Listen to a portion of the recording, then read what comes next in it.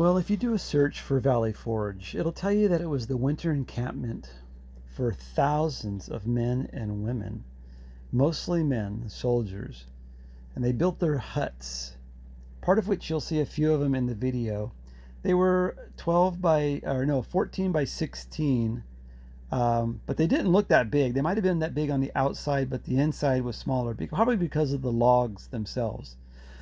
Most of which you see in the video are probably reconstructions.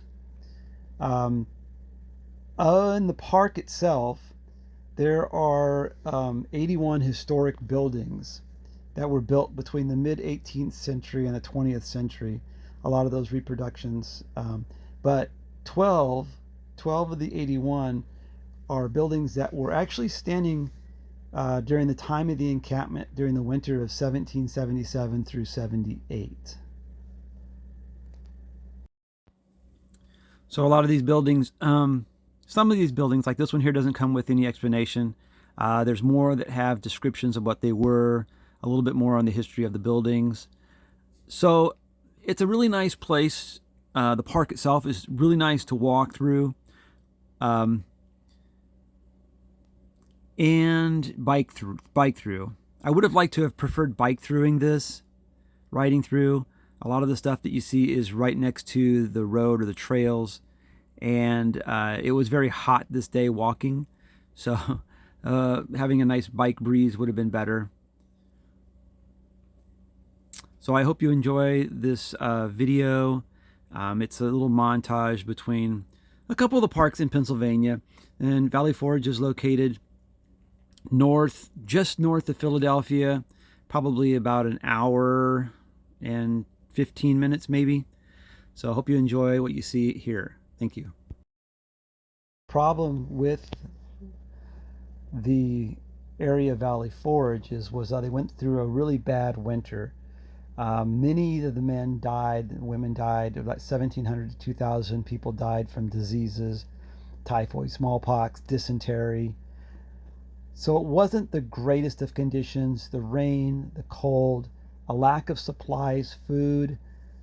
It was a miserable time for the soldiers in Valley Forge. Valley Forge is northwest of Philadelphia. So Philadelphia, Valley Forge. So if you ever go to Valley Forge, there is a visitor center and the parking lot, and this little black path that goes around the park.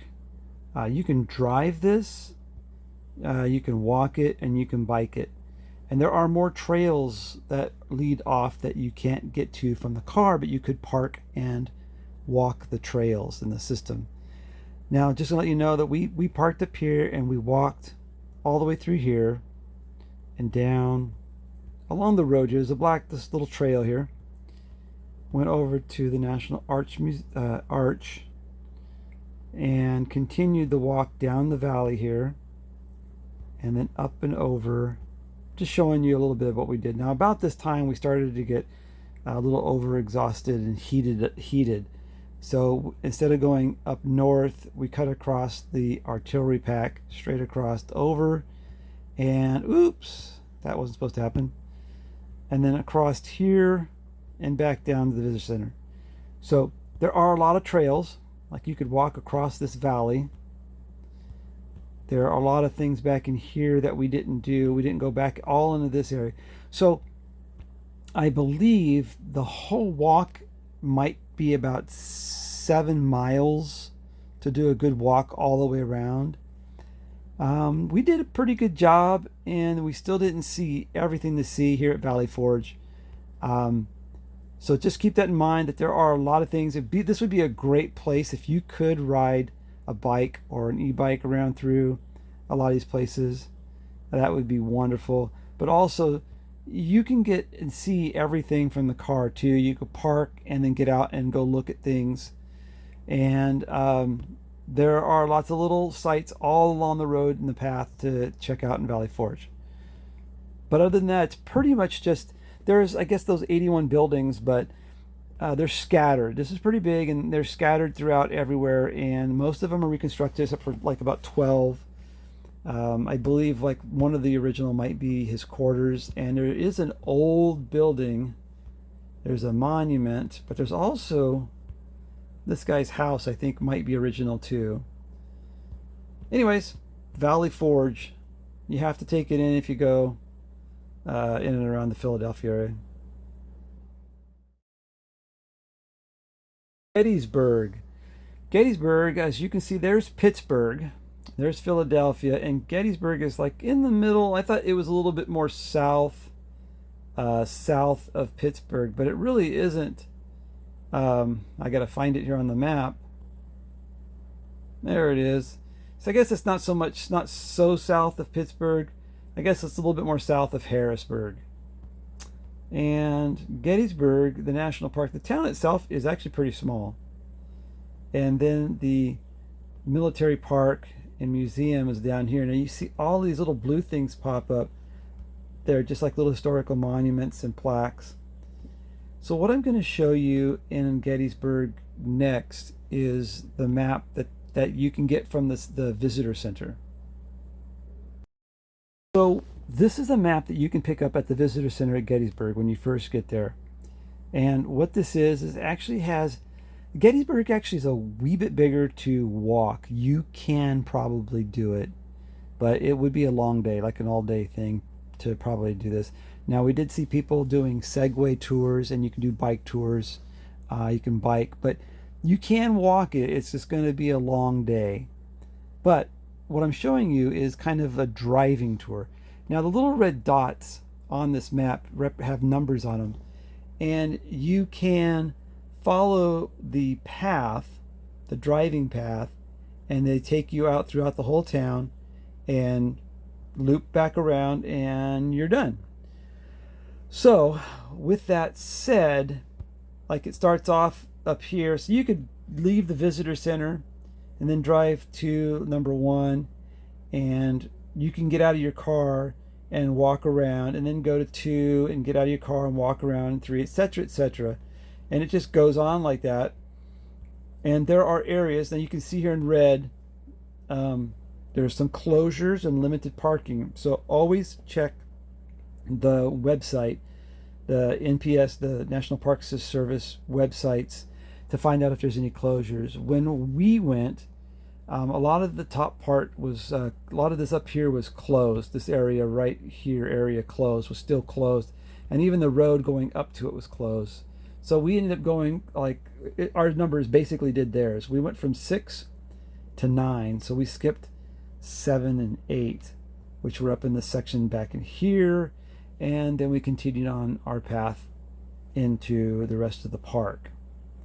But there is so much to see. Even in the town of Gettysburg, a lot of historic buildings. There is the cemetery, the National Cemetery, right there in the middle of the screen. And very close to here is where Abraham Lincoln gave his Gettysburg address 87 years ago. So Gettysburg, pretty neat town.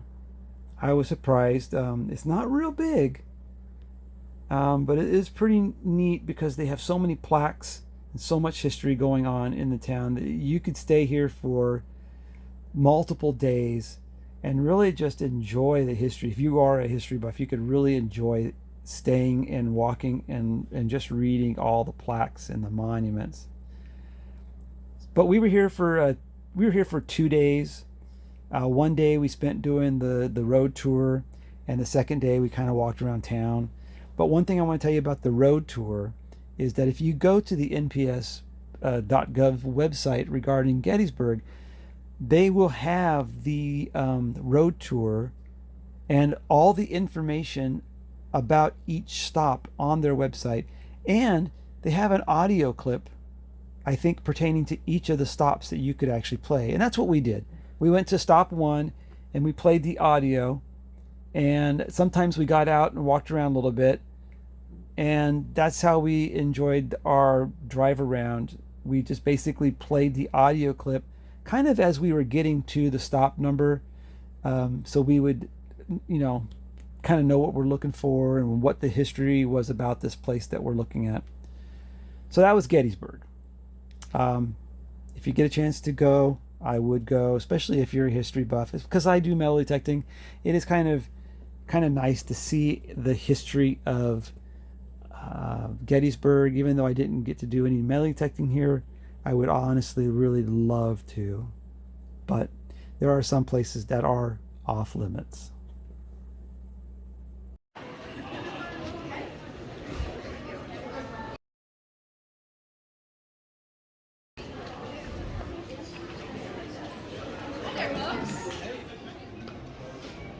After you purchase your tickets, if you choose to see the film Cyclorama, yeah.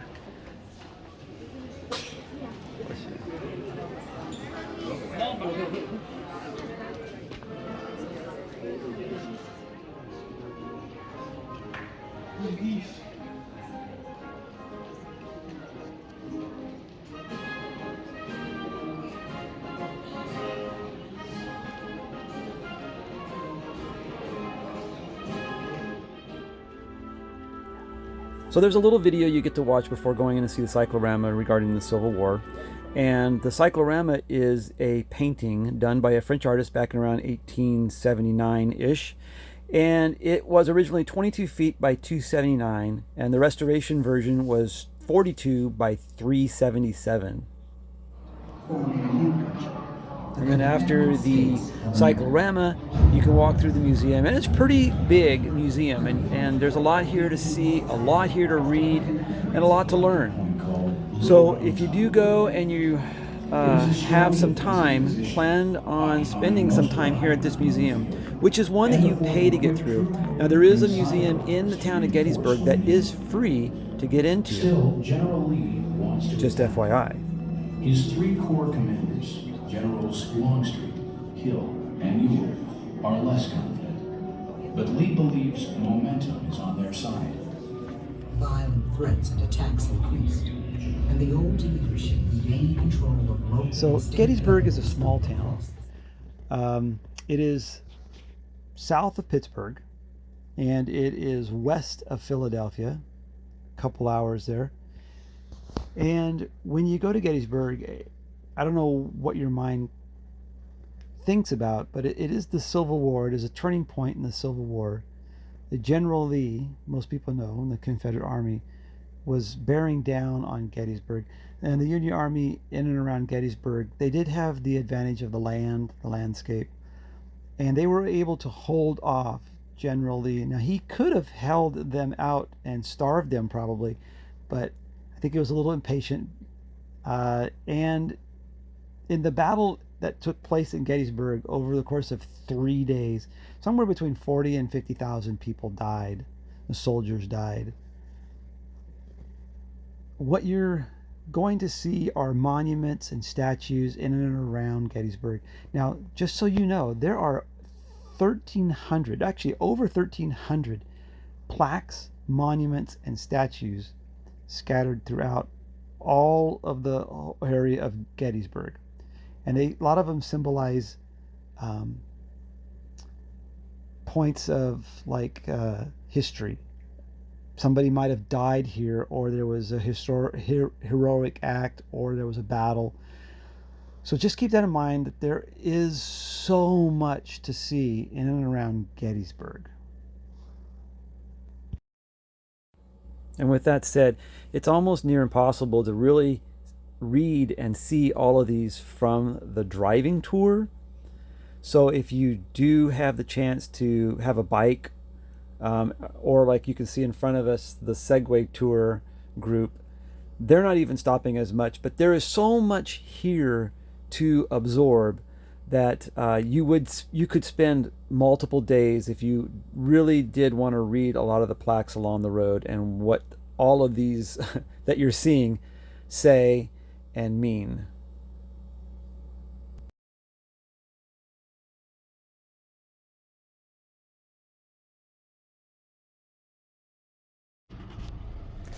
So Gettysburg does offer, you can do numerous ones if you want to pay for them, which aren't that bad, or you can do the National Park Service.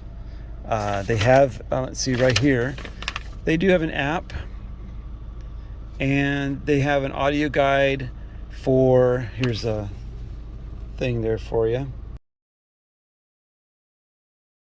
But there are so many monuments, everywhere you look.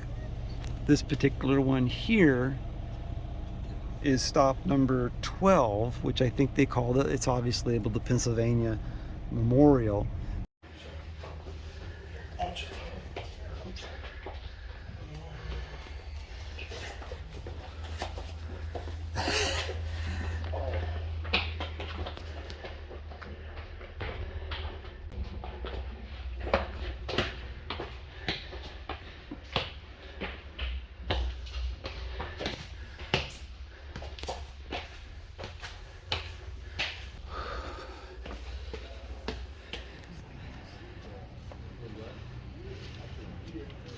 Something fun and constructive for all of us to do. So we'll have to set a day where they come over and we do that.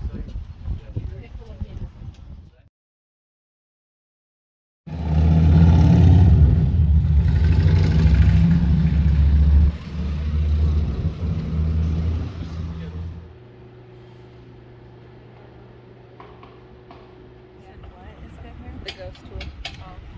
She's into all that stuff.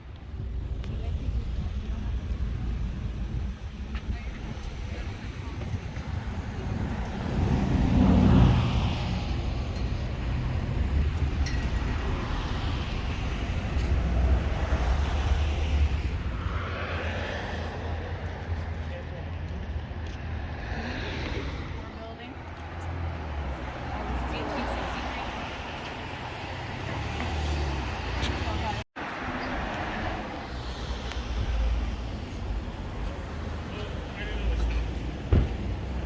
Oh, you're good, you're good. And Gettysburg is a collection of these nice old buildings, and many of them are marked with a plaque on the side of the building that specifies whether they were here in the Civil War time. Civil War building, 1863. And some of the buildings are marked with a plaque that is post date, but many of these homes were here, and buildings were here at the time of the Civil War. Town is very walkable down Main Street.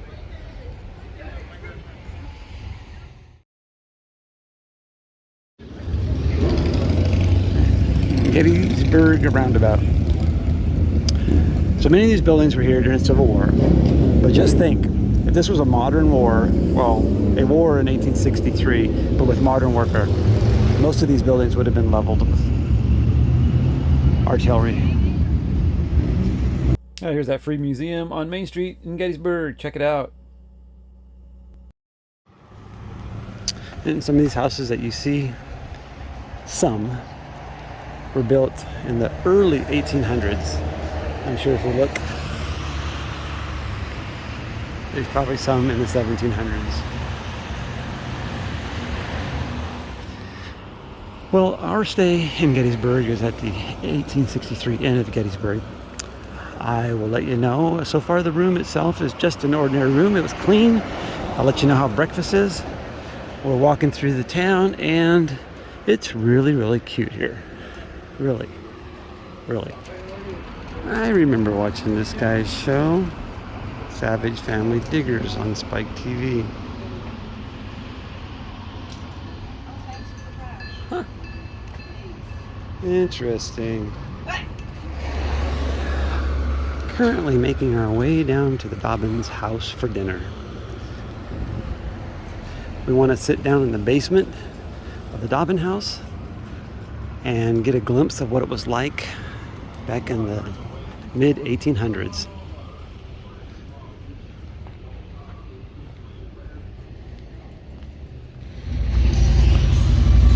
In the Dobbin house, built in 1776 by the Reverend Alexander Dobbin, in use for 25 years as one of the first classic schools west of something.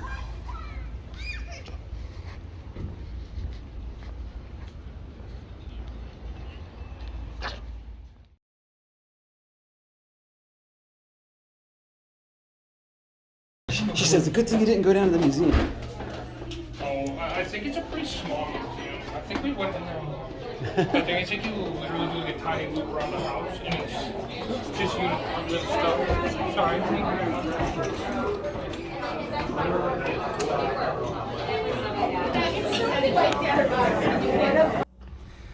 At this point, it's evening time, and my wife and I are walking over through the cemetery.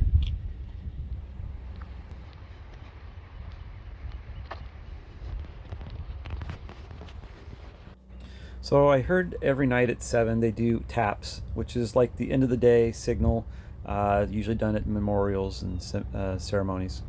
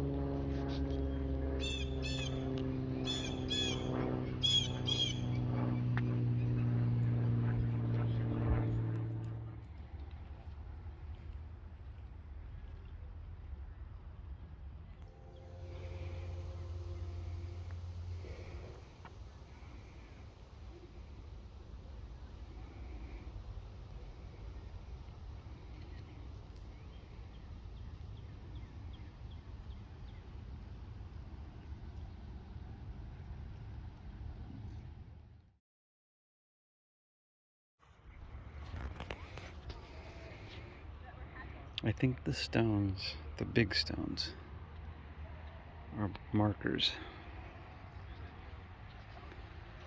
for the unknown soldiers. And you'll see them laid out.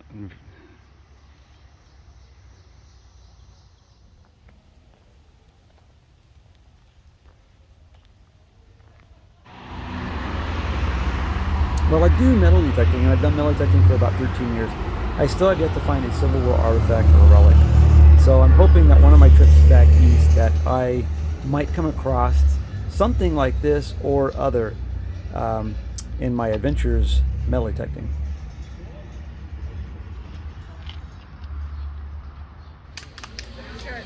We ended our day with Mr. G's ice cream, and it was really good. My wife had a couple scoops in a cup, and I had a Blizzard type of mix with Reese's peanut butter cup, and it was so good. You have to get some.